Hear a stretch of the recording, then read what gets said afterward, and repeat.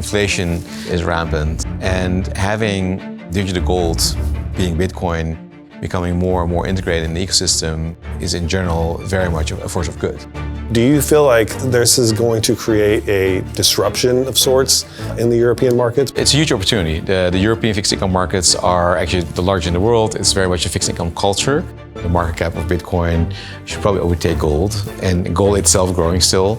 You know, we're clearly talking about very big numbers still for Bitcoin, a million plus, who knows where, right? Here at the site of Europe's largest Bitcoin conference. What's happening here is we're bringing speakers from all over the world together, Bitcoiners, both from Netherlands and abroad, coming together. The beauty of being in Europe, being here in Amsterdam, it's got great infrastructure, a very large institutional investor base, great exchange, great market makers, so the infrastructure is all there. Over time, I have no doubt it will be a massive company. We actually believe in this vision that, fix the money, fix the world. Europe's largest, I think so far, Bitcoin Treasury company, here at the site at Bitcoin Amsterdam 2025, right before the conference is about to kick off. We just walked the venue, saw the stage, everything's coming together. How does it feel? Are you ready to welcome a couple thousand people here? Yeah, amazing and great to have you here, George. A couple of days, before the conference. So super exciting and to see everything come together, right? The teams worked so hard to make it all happen, and we got great speakers from all over the world coming over, thousands of people. So couldn't be more excited than what we are now. Yeah, absolutely. So what are you hoping to accomplish with this conference, with this event? How does it integrate into your overall strategy? Yeah, I think for a Bitcoin Treasury company, aside from being a hodler of Bitcoin, it's super important to be a core part of the ecosystem and grow the ecosystem. So what's happening here is we're bringing speakers from all over the world together, Bitcoiners, both from Netherlands and abroad, coming together, education, networking, super interesting talks and lots of fun, obviously. So I think it's really broadening the ecosystem and deepening it as well. Okay, great. Well, let's back up. So let's talk about how we even ended up, here today. You come from a TradFi background, and you somewhere along the line you discovered Bitcoin. Talk to us about kind of that journey. What were some of the highlights and key moments along the way? Sure, yeah. I started at Goldman Sachs many years ago in the Special Situations Group, which is investing in distressed assets. And I did for a number of years, also ultimately running my own hedge fund, doing the same thing in Europe. That's also the period when it was post-global financial crisis in 2008, so I saw that unlimited money printing was going on. And I heard a few people around me talk about Bitcoin, but I was so busy running my fund, being a founder and a portfolio manager, that I didn't really have time to dig into it. Then a few years later, I finally did.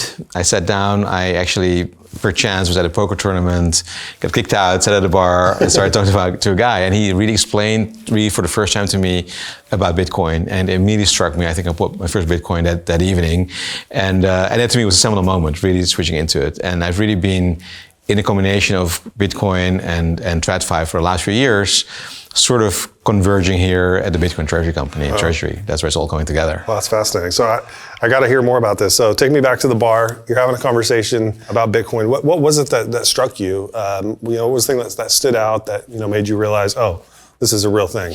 Yeah, so I do have a bit of a quantitative background. I did a master of econometrics many years ago. But when that guy sort of explained to me, this is programmed money, and it has a fixed supply, it's limited, and no one can ever change it. There's an algorithm that no one can ever change.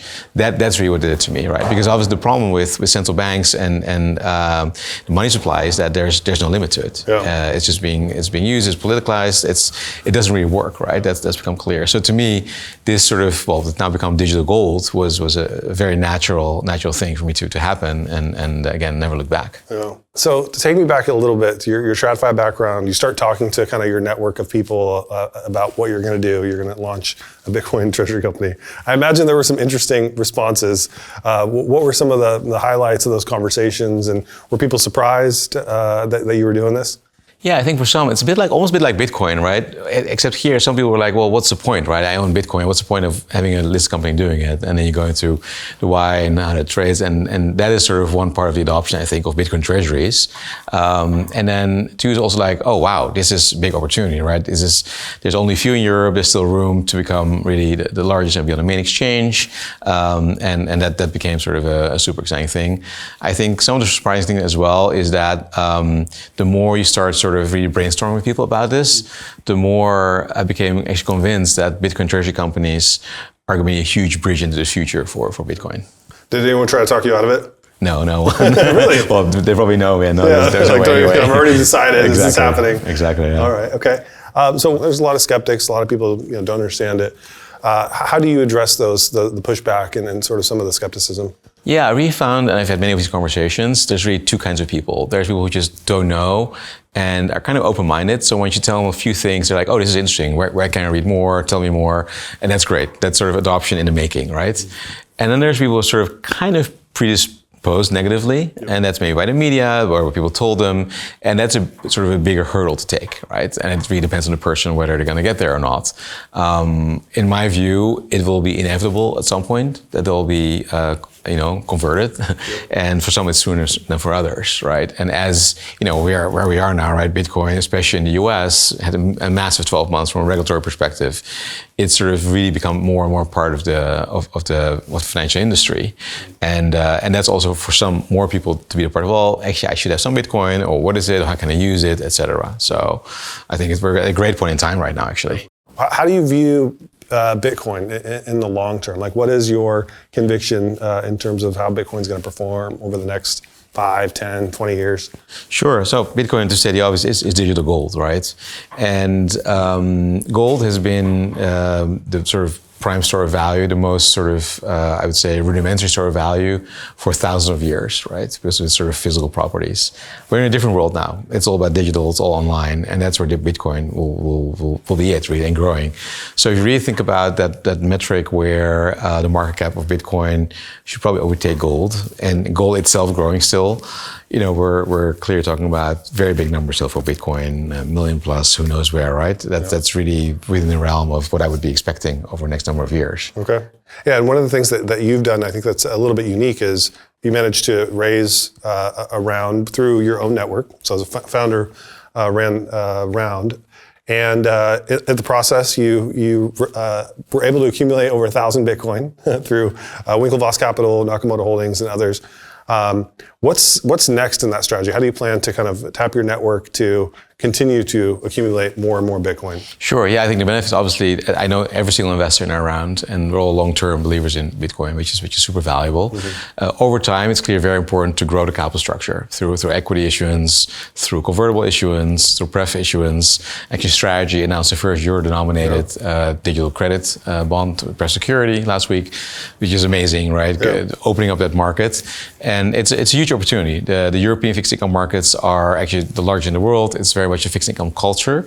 So to then get the adoption through that market is also a big point for us. So all of those are super important. Yeah.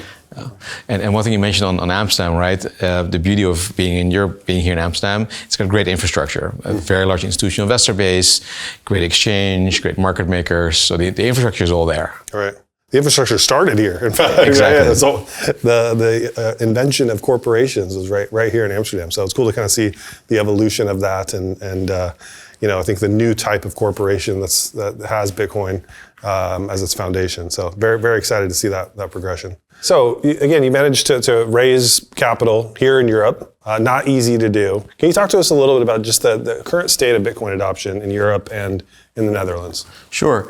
I mean, we are in general lagging still the US in terms of adoption. Clearly, the US has had a massive positive tailwind in the last 12 months, and that's sort of slowly spilling over in the rest of the world. I would say there's still some caution in Europe by regulators and therefore also by institutional investors, but it's coming, I think, right? And I think the fact that we are doing this with Bitcoin Treasury companies, that makes it a natural home. You can clearly see also in my conversations with institutional investors, there's definitely an increasing interest. So I would rate as still very early on the sort of scale, but very much a big opportunity set. One thing that's unique about you and the way that you're executing this is your background, right? So you have a capital markets, TradFi background. Can you share a little bit about just like the key differences that you see in the European investor market and the activity versus what we see in the US? Sure. I think one thing is the market itself. So for instance, the European equities market has become somewhat low volatile. There's not that many high growth companies. It's very much old world companies, right? Oil and gas companies, industrial companies, consumer goods, etc. So the US, on the other hand, has very much a tech and high growth focus, which creates much more volatility.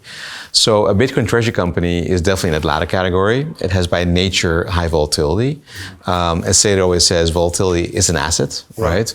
And that fills a real gap in the European market, actually. So if you're a European portfolio manager, which I've been, you got a European mandate, and you're looking for some volatility in your book, and it can work both ways, but hopefully it's positive. It's kind of hard to find a good stock to buy, and you cannot buy an ETF. So then a Bitcoin treasury company, especially when listed on the main exchange, is a super attractive asset.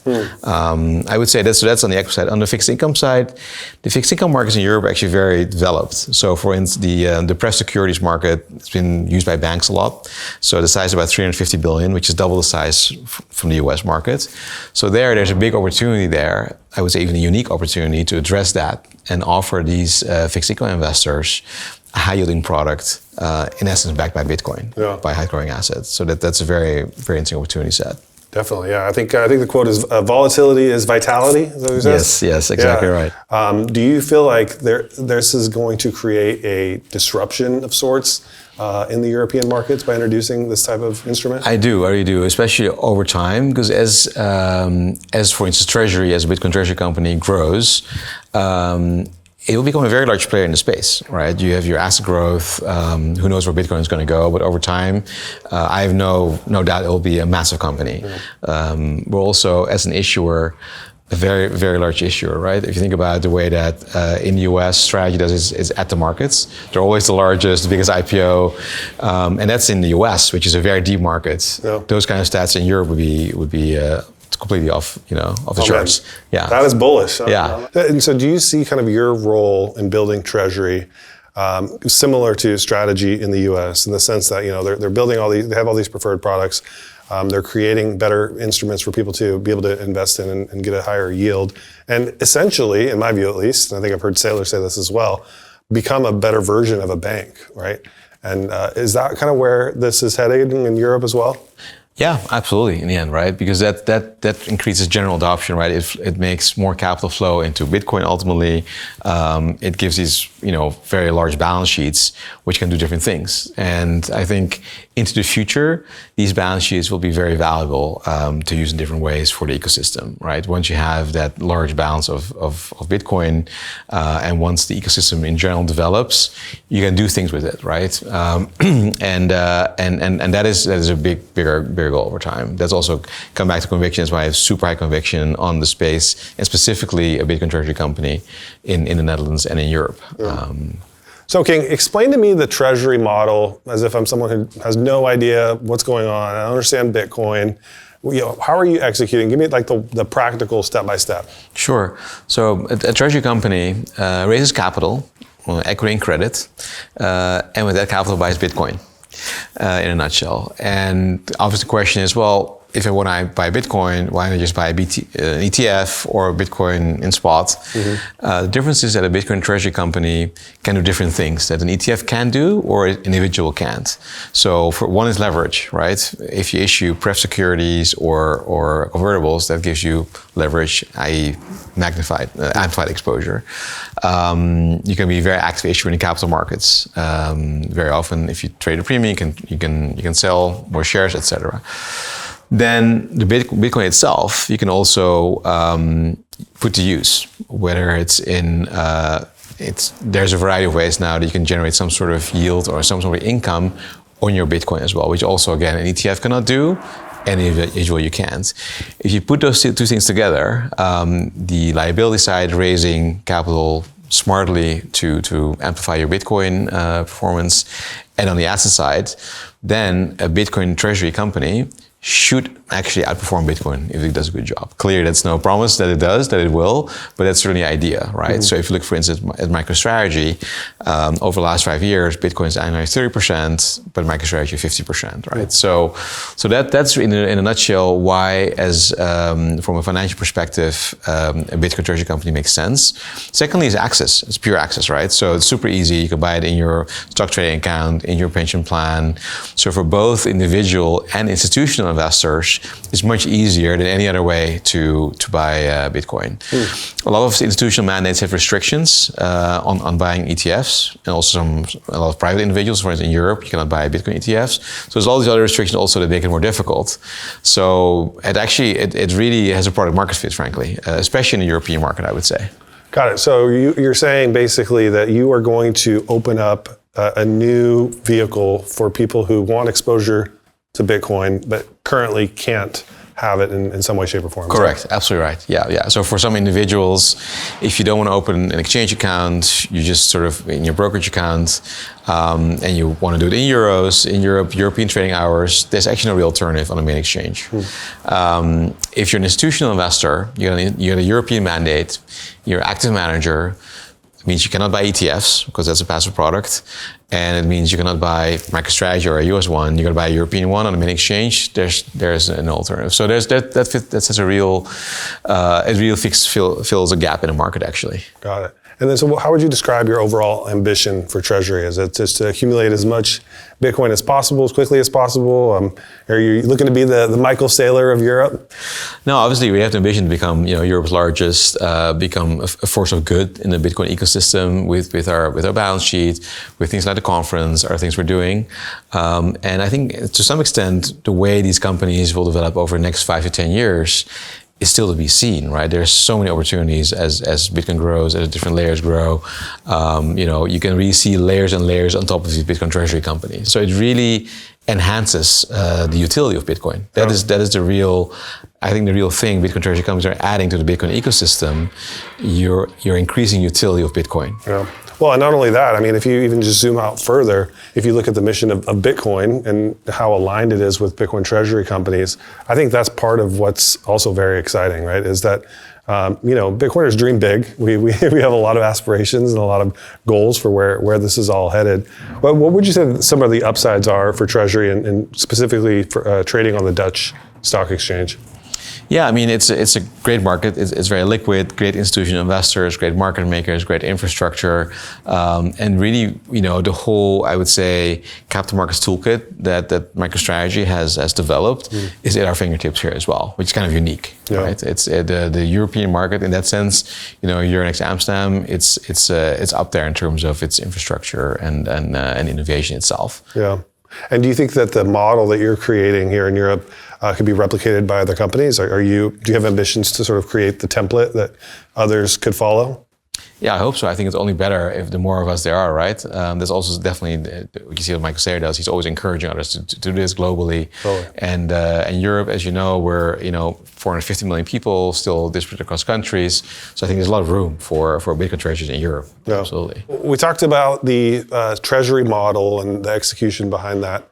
One of the things a lot of people don't recognize is that, not only is this a innovative way to sort of allow different investors to have access to Bitcoin that they otherwise wouldn't have, but executing this whole strategy is actually better for the world, right? Like we actually believe in this vision that, fix the money, fix the world.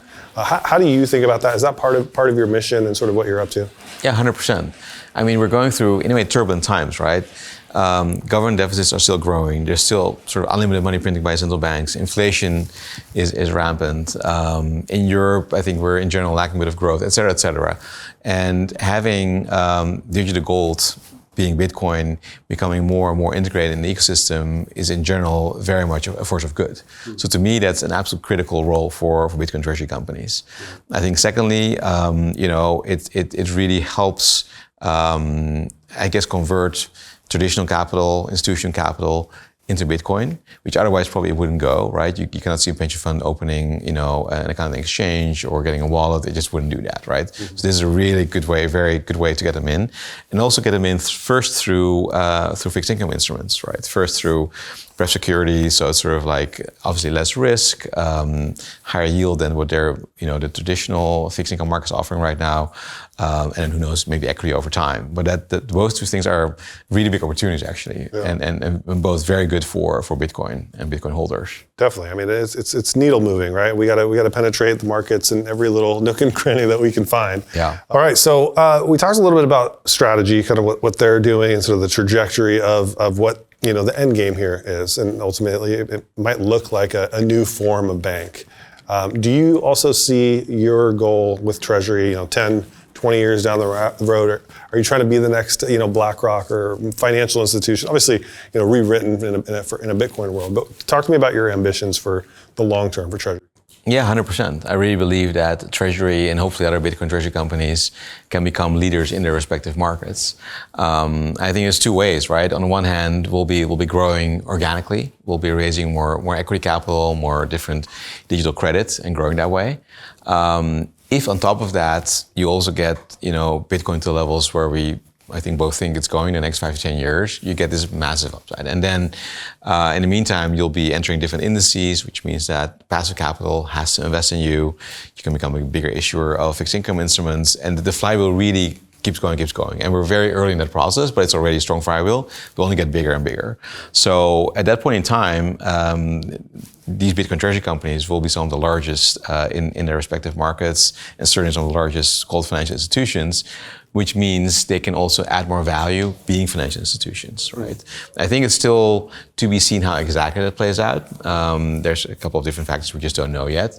But to me, it's very clear that if you think about banks of the future, that's very much within the realm of possibilities. Yeah, definitely. And obviously that is also linked to the constant debasement of fiat currencies, right? So you have a very solid company with digital gold on its balance sheet. In the meantime, the rest is happening around it. So yeah, it's kind of no, clear. that's a really good way to put it. I mean, I think people forget that we used to be on the gold standard. Investing in companies was more about believing in the leaders, believing in the venture, because you weren't worried about your currency being debased. And so here we are, kind of at the forefront, I believe, of transforming the financial system because of exactly what you described. On the kind of other end of the spectrum, we hear some criticisms about, well, Bitcoin Treasury companies are just a PR gimmick and flash in the pan, here today, gone tomorrow. How do you respond to that criticism?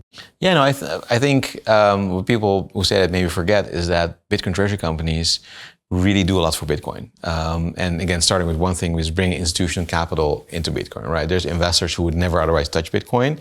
They're suddenly getting involved, whether it's through direct purchase of digital credit securities, or even through indices, right? If you think, as Bitcoin Treasury companies get into different indices, there's a lot of passive capital flowing into that. So that's all helping Bitcoin in its own. Then secondly, Bitcoin Treasury companies, certainly Treasury from our side, we are a real champion for Bitcoin, right? And again, Bitcoin, the conference here being a prime example, we'll be doing a lot more. So that is really helping the ecosystem, building adoption, bringing more people in, educating. So I think all those things are really a force for good for the ecosystem. So I definitely would not subscribe to that notion. What are some of the most common misconceptions that you've heard in Europe specifically about Bitcoin? Maybe there's a different angle there that we haven't heard in the US. You mean Bitcoin itself, right? Yeah. Bitcoin itself, it's what's usual is like, oh, isn't it just used for money laundering or for fraud? Heard it. So that's one big thing. Classic. Yeah, classic. I mean, all the arguments against that. And then there's more about, well, is there always hacks going on, et cetera, et cetera. I think one very important thing that people are forgetting also is that Bitcoin Treasury companies are very much a stabilizing factor in the ecosystem. So if you think about the sort of mini crash, everybody is deleveraging, right? Everybody is liquidating, selling. Either it's forced liquidations or people need to get liquidity somewhere. People are just selling, right? But Bitcoin Treasury companies don't, right? Bitcoin Treasury companies are hodlers. They should never be forced sellers. If also use their leverage prudently, and their view is long term. So pretty much every other market participant, whether it's market makers or investors or traders, will be selling in a sell off, but Bitcoin Treasury companies don't. So I think that's very much also I would say almost a force for good in the ecosystem as well. Yeah, and you mentioned the long term. I think that's like a critical component to communicate to the market that this is here to stay. I always tell people it's only going faster, right? Bitcoin Treasury companies have accumulated more Bitcoin. Corporations in general have accumulated more Bitcoin than is being mined quarter after quarter at a faster and faster level. So it's definitely here to stay. But for investors who are here for the long term, right? Pension funds, fixed income market in general. How do you go about communicating kind of your longevity and your desire to kind of see this as a long-term, decades type play, and not sort of this short-term speculative play that people might perceive it as. Yeah, that's a very good point. I think it's really about treating it as digital gold as opposed to a trading asset. I think that's a key. And that's what also Treasury, we like the name Treasury, it is our Treasury, but it will stay there forever, right? Bitcoin and Treasury are interlinked in a way. And that's a very important point to make to institutions who look to invest potentially, is that this is a very long-term play. It's really there to hold, make the ecosystem stronger, use the balance sheet in the best possible ways, but certainly not for a quick trade or anything of that nature. Yeah. Sounds like you're saying never sell. You're never selling. 100%. Yeah, exactly. Love it. So as someone who's straddling both the Bitcoin culture world, you're hosting a conference here in Amsterdam. You got one foot on that side. You got the other foot in sort of the corporate finance, regulated, capital markets world. What role do you think some of the trusted legacy institutions should play as we build kind of this Bitcoin-backed future? Yeah, I think you said a key word. It's all about trust, right? So we know that to increase adoption, you need to build trust. There's people you need to convince that this is a great asset and a great way to invest in the asset through a Bitcoin Treasury company. And you really need, so it really means to me the highest standards of everything. The highest standard of people around you, supervisory board, executive team, partners, stakeholders, everything all around it. Got to be really, infallible and top notch. That's absolutely key. And that's because, as we said earlier, right, there is sometimes negativity around the asset class. So all we can do is do the best and bring people in that way. I think that's key. I think conviction is always very important. So really stick to it, keep going. We know these markets, there'll be ups and downs, right? And in a down market, we'll say, see, I told you so. And up market, everybody wants to get in. So it's always the human psychology is that. So really stay the course, high conviction. Is super important. And I think the other thing is just growing the ecosystem, right? We're having great meetings this next couple of days, doing a bunch of things together. This is a great chat. Bringing people together, grow the, strengthen each other. I think is very important. I love it. Well, I know we're coming up on time. Thank you so much for your time, Khing. Really enjoyed our conversation. Thanks very much, George. Appreciate it.